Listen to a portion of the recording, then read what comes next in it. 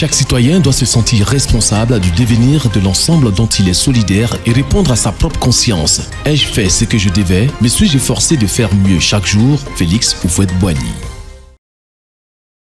Nous sommes le jeudi 9 janvier, le deuxième jeudi de ce premier mois de cette nouvelle année 2025, et nous continuons à parler de l'espérance en tant que vertu humaine.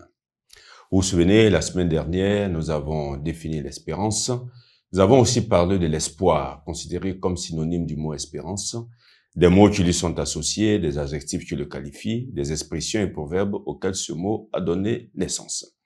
Nous avons terminé l'émission en indiquant que dans celle d'aujourd'hui, nous parlerons en détail de l'espérance et de son rôle dans la vie personnelle et l'édification de la cité. Alors, avant de parler en détail de l'espérance, une précision s'impose. L'espérance est un grand thème dans la psychologie humaine. Évidemment, dans le cadre de cette émission, et comme nous le faisons ordinairement, nous donnerons quelques éléments à même de nous aider dans notre vie de citoyens et dans la construction de la cité, laissant le soin aux uns et aux autres d'approfondir ce qui sera dit et même de compléter par eux-mêmes ce qui ne sera pas dit ici. Cela dit, l'espérance fait partie des passions de l'homme.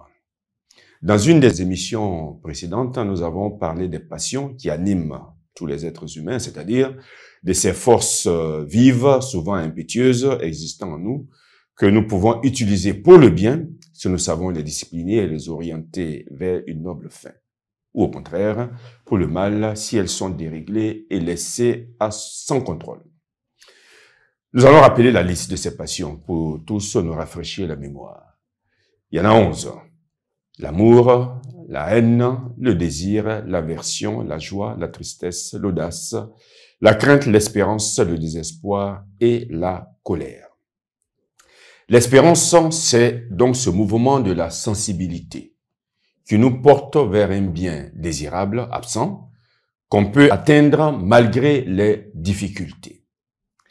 L'espérance est ainsi un sentiment, on pourrait même dire, l'un des sentiments les plus nobles du cœur humain, qui nous porte vers le bien, on est absent malgré les difficultés qui s'opposent à son acquisition.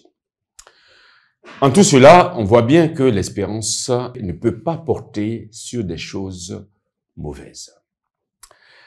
Espérer, par exemple, que le porte-monnaie de celui qui me précède sur le chemin tombe, qu'il soit plein d'argent pour que je le ramasse et me l'approprie, est un dérèglement de la passion qu'est l'espérance. Parce que là, on espère une chose qui n'est pas bonne. De la même façon, on ne peut pas espérer la mort d'autrui pour quelque motif que ce soit. Ces deux cas ont été pris seulement à titre illustratif, pour que vous voyez que l'espérance, lorsqu'elle porte sur des choses qui ne sont pas bonnes, est un dérèglement de cette passion qu'on appelle, qui est l'espérance. La nostalgie, parlons-en. La nostalgie, c'est la tristesse ou l'état de langueur provoqué par l'éloignement du pays natal ou le regard attendri ou encore le désir vague accompagné de mélancolie. C'est un peu le spleen, le vague à l'âme, comme on dit. La nostalgie, vous le voyez ainsi, se réfère à un passé perdu. Tout autre est l'espérance. L'espérance se réfère à un futur qui vaut la peine de désirer. Et ce futur en vaut la peine parce que c'est quelque chose de bon et en même temps quelque chose qui peut arriver quoique nous ne l'ayons pas encore. Nous allons arrêter là aujourd'hui puisque le temps imparti à cette émission est expiré. Et la semaine prochaine, nous allons continuer à parler de cette belle vertu humaine de l'espérance. Ce que nous avons dit aujourd'hui a permis de débroussailler, pourrait-on dire, un peu le terrain de cette espérance.